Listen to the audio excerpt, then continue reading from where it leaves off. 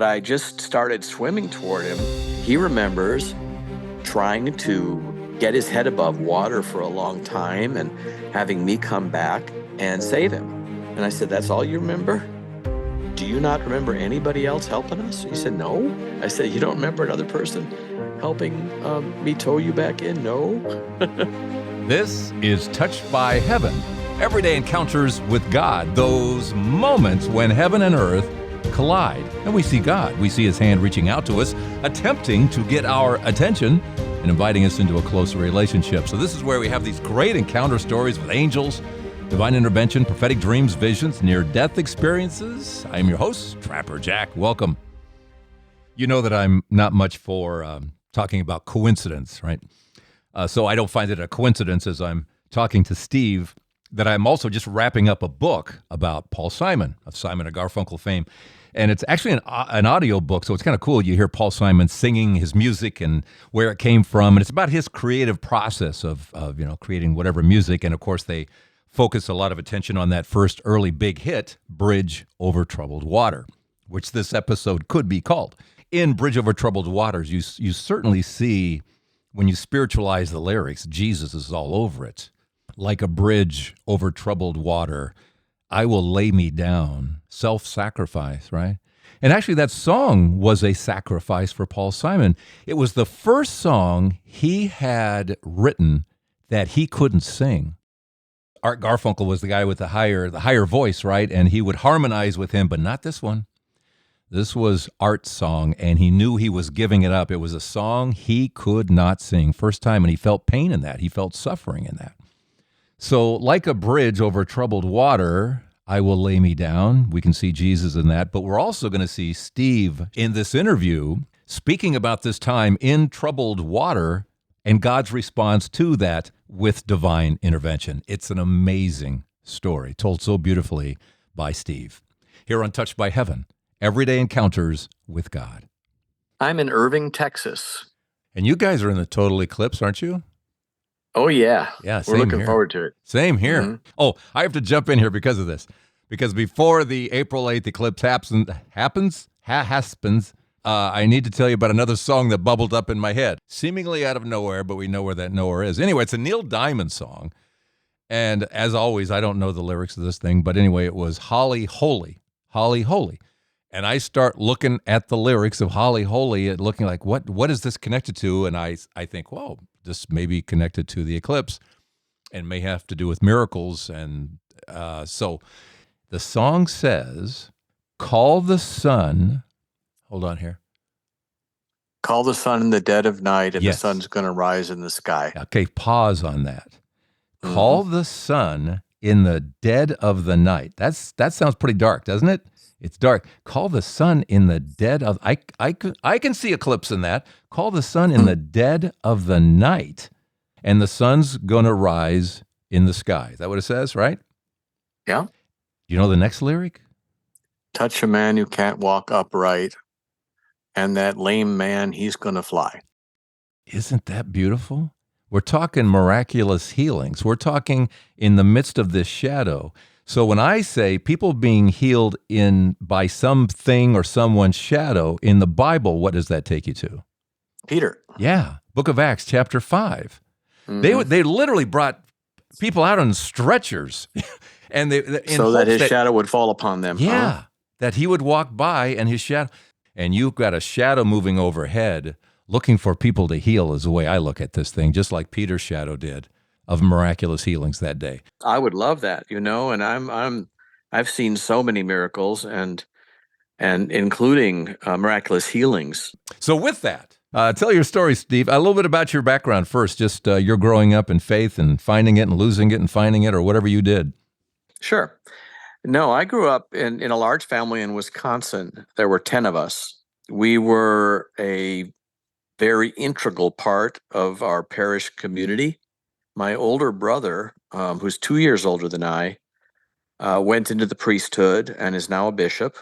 I came down in 1975 to Texas to attend the University of Dallas. And in that, I was following, I think, my brother, who was already there for 2 years.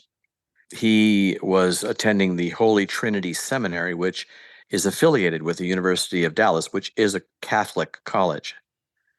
My brother and a bunch of his friends in the seminary decided to make a trip during the spring break, I believe, down to Padre Island, which is off the coast of Texas. It has beautiful white sand beaches.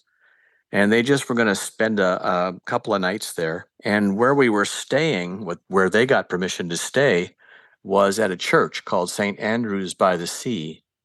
It's still there, and it's an open air church with concrete pews and no walls. It has pillars holding up a roof and Wow. a big, I think it's a stone altar. That has to be stunning. It is wonderful. It's right on the island, and the island is right off of Corpus Christi, Body of Christ. Amen. So that was really cool, and they invited me to come along. I was thrilled. I knew a lot of my brother's friends. So we went down to Padre Island and got there in the afternoon. The first thing we did after dropping off our stuff in the little apartment was walk just across the street was this beautiful beach. We went out swimming, and what we found out was that when you went in over your head and swam out a little bit, you could find there was a place to stand. It was a sandbar. And then if you swam out even further, you'd find another one. And if you swam out even further, you find a third sandbar. And this was pretty darn far out from the beach. But this was also where the best waves were for body surfing, and that's what we were there to do. So we had a blast. And when we came back home, and we're pretty tired. And that evening, one more seminarian showed up who hadn't been with us to swim. He had to come late. And I'm still going to refer to him as Paul. That's not his real name, because he would rather I didn't include his name in this. We ate dinner. We told him about the great time we had swimming, and then we rolled sleeping bags on the floor and crashed for the night. Now, the next morning, I think about the same time as the sun was coming up, I woke up and looked around, and the only other person awake was Paul. And he looked at me and he said, "Hey, I'm anxious to go swimming. Would you show me the beach?" Because he hadn't been there the day before. So I was thrilled. I mean, he was like 3 years older than I was, and he was in his theology years at the seminary already. I said, "Sure." Got our swimsuits, walked down to the beach, and I told him on the way about the three sandbars and how we needed to get way out there to find the best place to do body surfing. Now, the thing is, I grew up in Wisconsin. I grew up swimming in lakes. I had never swum in the ocean before. And I had not taken into consideration this thing that they call tides. Yeah. Yeah. See, I just assumed it would be the same as it was the night before. It wasn't. So we went out, and I kept saying, "We need to go out further. We need to find these sandbars." And every once in a while, we would reach down with our foot and try to find the sandbar, and we never found them. We went out further and further until we got pretty far away from the beach. And I don't know, it might have been 70 to 100 yards away from the beach.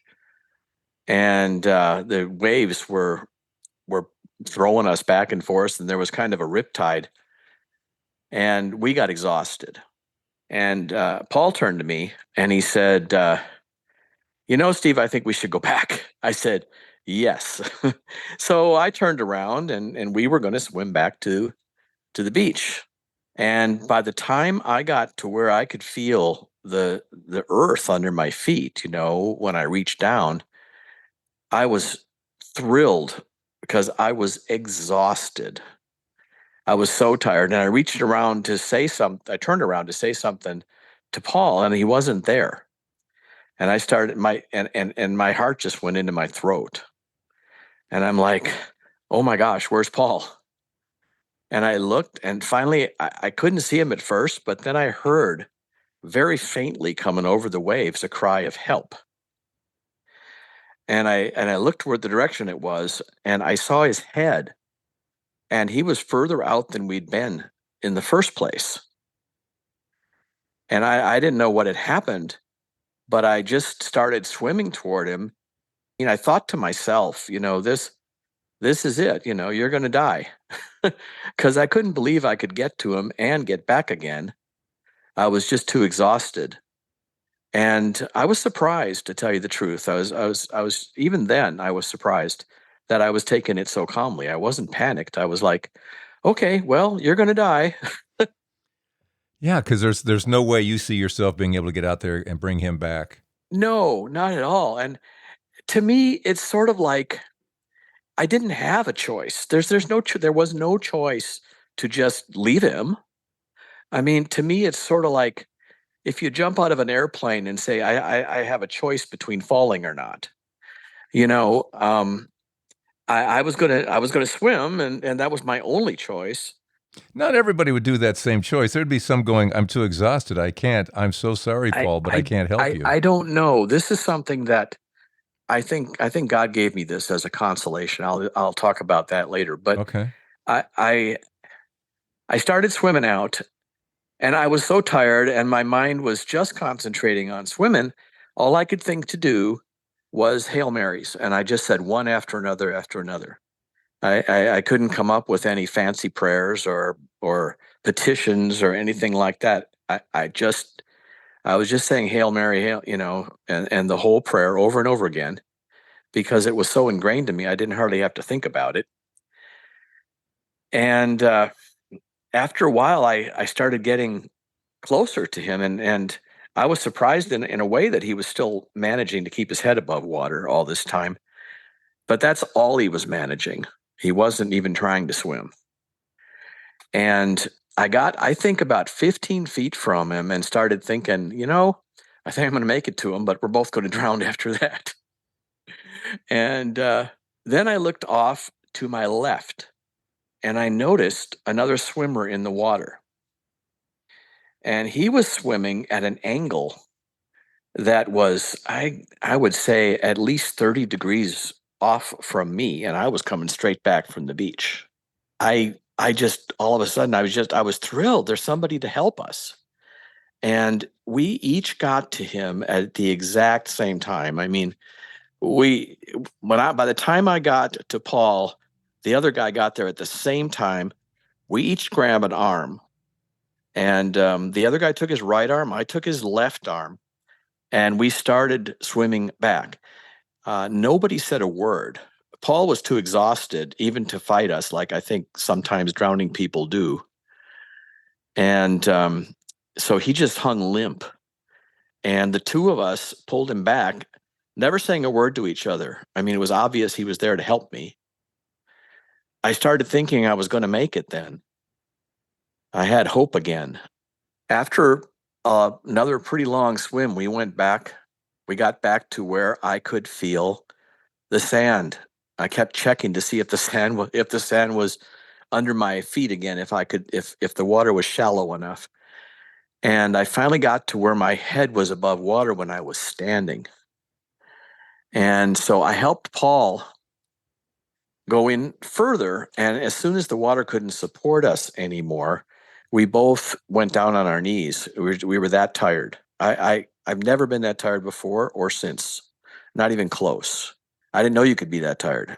At any rate, um, we started crawling in on our hands and knees like we were babies, and we got to the beach, and we just lay there.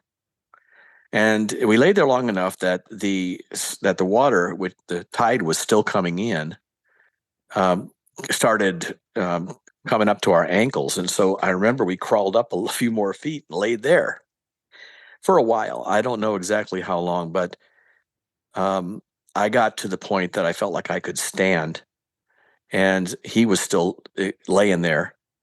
So I started just walking around on the beach, keeping an eye on him. And maybe about a half hour later, we both got up and we went back across the street to the apartment. Now, I did get a thank you card from Paul about a month later, and all it said was, on the front it said thank you, and inside it said glub glub, and it was signed by him. So Let's pause right about here. Then more with Steve. And I know what you're wondering. You're wondering what I'm wondering. Where'd the third swimmer go, right? We're about to find out. But first, quick Patreon shout out. Thanks, Dorothy, Panicity, or Panicity.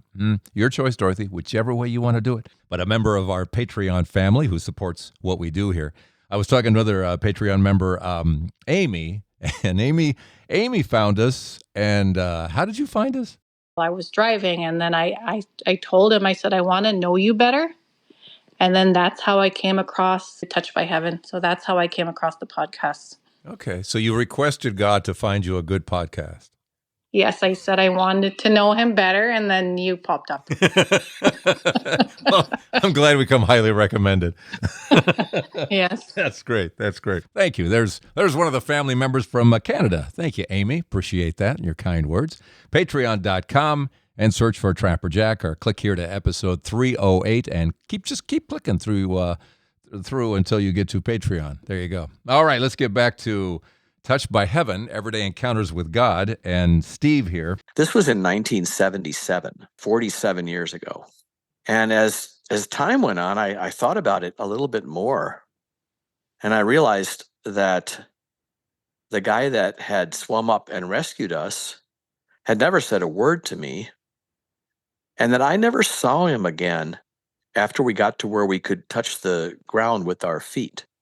If we can pause, because I think I know where we're going, but if I could pause for 1 second, because it's funny, I was just talking to somebody else about this. It's almost like a, what's the movie? Men in Black, where, because there seems to be a moment where you're not even thinking about that other guy when you're on the beach. It's like It's the strangest thing, because I think I would have normally wondered about that, but I didn't. I mean... He like disappeared from your consciousness. Exactly. I nothing. And so as time went on, and I would think about this story occasionally, and it just became ridiculous to me that it happened the way it did. Come swimming from this big angle, which would have meant he would have had to swim at least twice as far as I to get to him. The other thing is we got to him at the exact same time. And what are the chances of that? If it was a regular person who would have rescued somebody, risked their own life, came in that far, and then just walked away without saying a word. Yeah. Where's the, you guys okay? Something, none right? of that. Something. None of that. None of that. No calling 911. So you got the voot, your mind's been blank. You got the Men in Black voot, and you don't even think about it until what? When? Later that day? Tomorrow? What? God, I don't even hardly know. It just became a story because I became convinced that this probably was an angel. And as time went on, and the more I thought about it, the more I was convinced that it had to be. And so that's the reason another reason I remember it so well, because years went by, many, 47 years. And all my kids know this story because I've told it to all of them. And I had pretty much decided that I was helped by an angel. Now, this last November, I was in El Paso spending Thanksgiving with my brother, who is the Bishop of El Paso, and with a bunch of family. And I thought, I've been thinking about contacting Paul. So I asked my brother, and he was able to look up, since he was an old friend of his, but he said, I haven't been in contact with him for a very long time either. Maybe this number will work.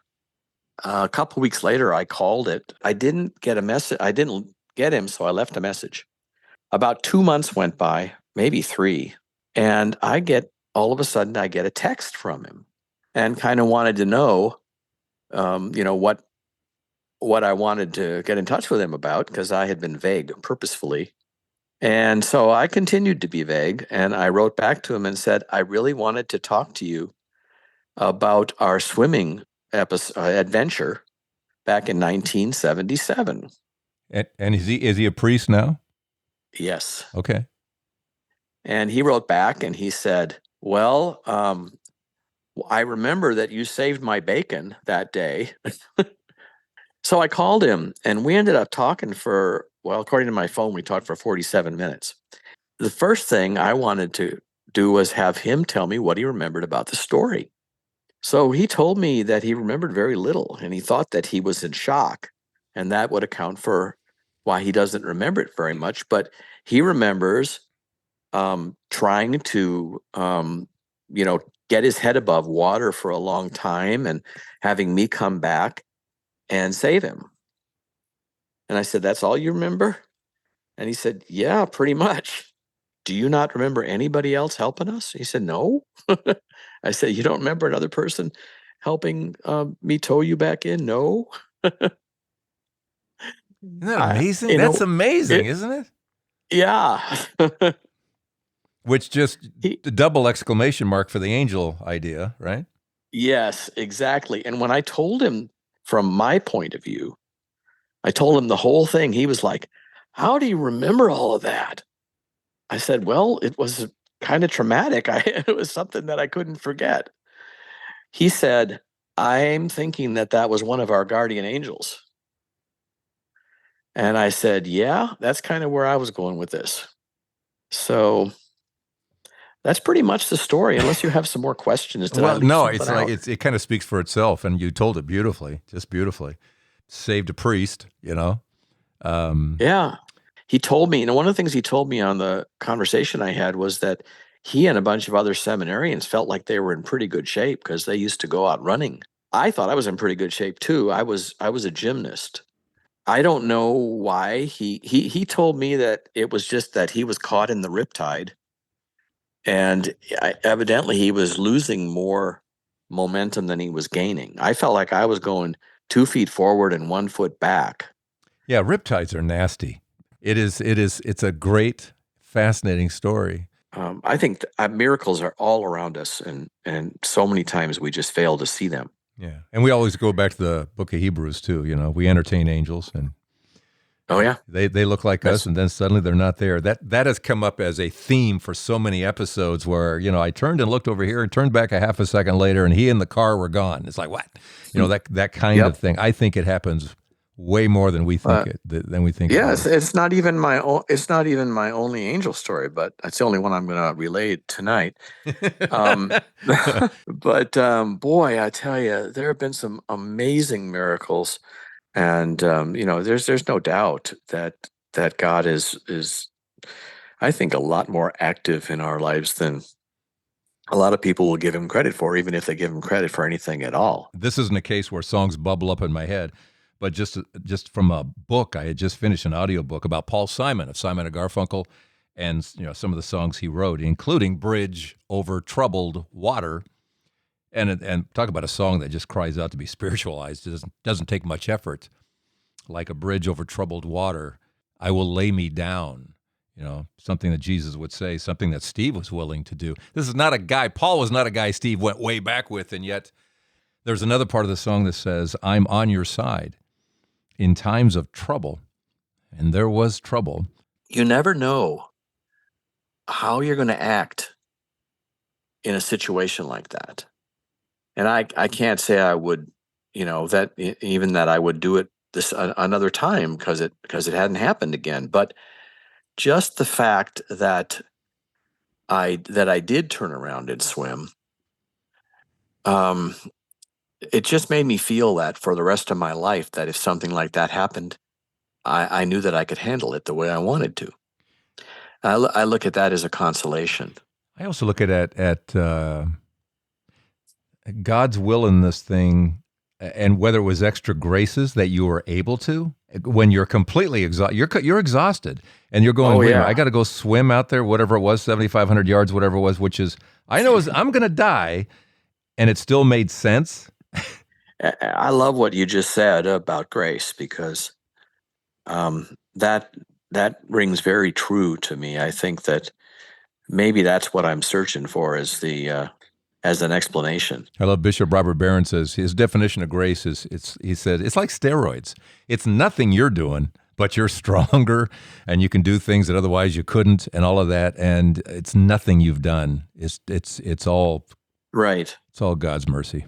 It's just, I would rather say, look how great God is. Yeah. And if he gave me the strength to do that, that's another amazing thing. Yeah, all the glory is his. Uh-huh. One of the differences between me and Paul here is that it turns out that he was grateful to me, thinking that I had saved him.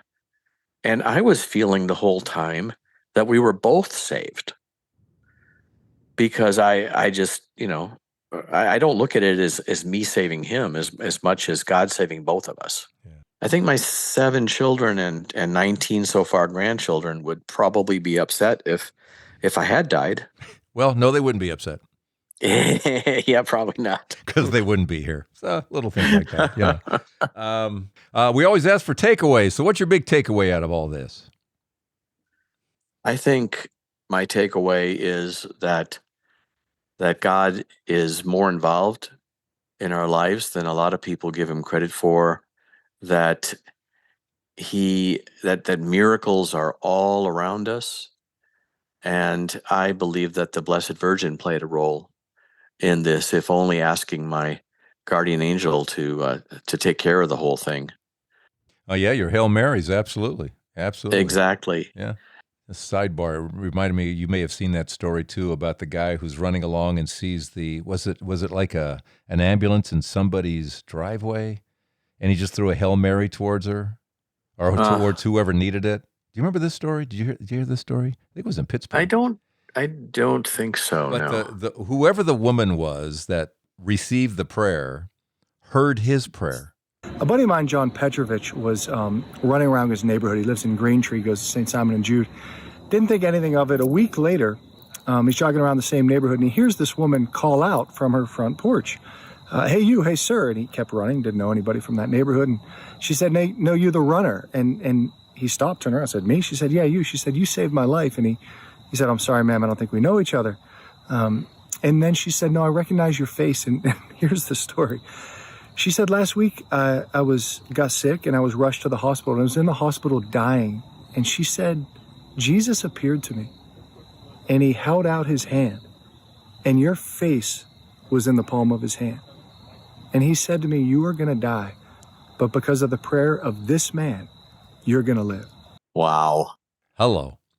Because prayer moves the hand of God, Yeah, that's what he wants us to do. He wants us to have a hand in the way he works, which is amazing. And the humility of the Lord of the universe never ceases to amaze me. Yeah. Thanks, Steve. Great story. Wow. I was trying, I always say that everything that happens in the Bible, that we read about in the Bible, is still happening today. I'm still looking for the swimming angel. I'm looking. I did read that the angel Gabriel is sometimes said to be watching over the waters because water can transfer messages. Just ask whales. Whales know that water transfers messages pretty well. So maybe that's our connection. I'm not really sure. Maybe it was Gabriel. Maybe that's who you met there, Steve. I don't know. Strong silent type, what are you going to do? But the angels come to our rescue. They're right there lending a hand. The other guy took his right arm. I took his left arm. All right. What is your story? Let me know here at touchedbyheaven.net. Thanks for the help at patreon.com, or come here to episode 308. Yes, I said I wanted to know him better, and then you popped up. Well, I'm glad we come highly recommended. Patreon.com. And I will see you next week here at Touched by Heaven. Everyday encounters with God. I'm Trapper Jack. And I can make you forget this episode so quickly. How do you remember all of that?